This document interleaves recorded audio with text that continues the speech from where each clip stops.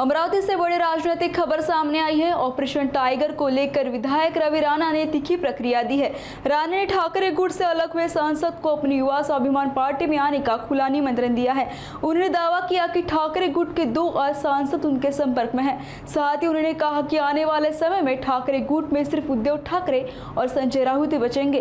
राणा ने यह भी आरोप लगाया कि हनुमान चालीसा पढ़ने के कारण उन्हें और नवनीत राणा को उद्धव ठाकरे सरकार के दौरान 14 दिनों तक जेल में रखा गया था। उबाटा गटाचे उद्धव ठाकरेंचे गटाचे जे 6 खासदार आहे ते मिशन टायगरच्या माध्यमातून ओरिजिनल टायगर कोण आहे, ओरिजिनल सेना कोण आहे हे तुम्ही याच्या आधी सुद्धा पाहिलेलं आहे।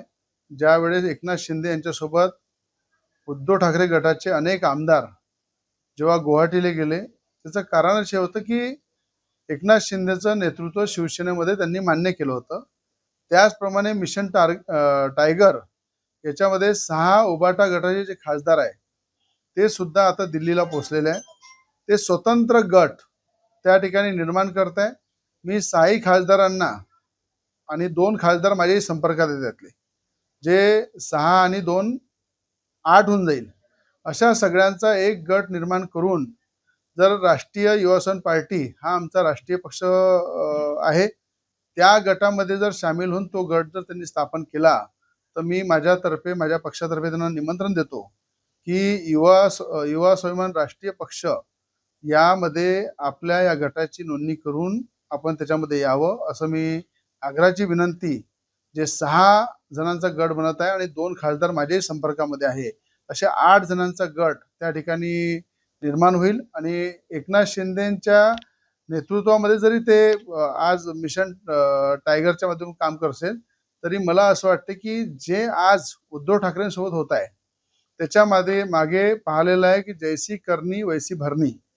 ज्या वेळेस नवनीत राणा खासदार असताना त्यांना हनुमान चालीसाचा विरोध करून मुख्यमंत्री उद्धव ठाकरे असताना त्या मुख्यमंत्रीचा पॉवरचा दुरुपयोग करून त्यांनी 14 दिवस जेलमध्ये टाकलं।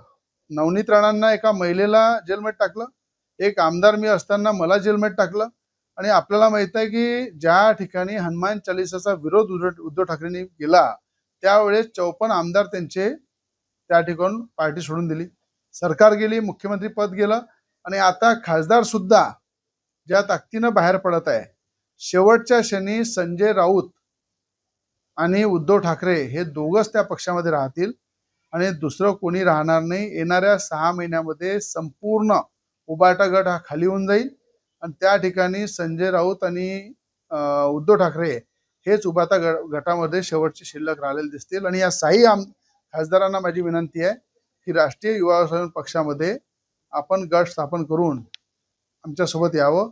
आम्ही भारतीय जनता पार्टी सोबत सुद्धा आहे, पूर्ण महायुती सोबत आहे आणि पूर्ण ताकदीनं या ठिकाणी या गटाचं मी या ठिकाणी स्वागत करतो। कोण 2 खासदार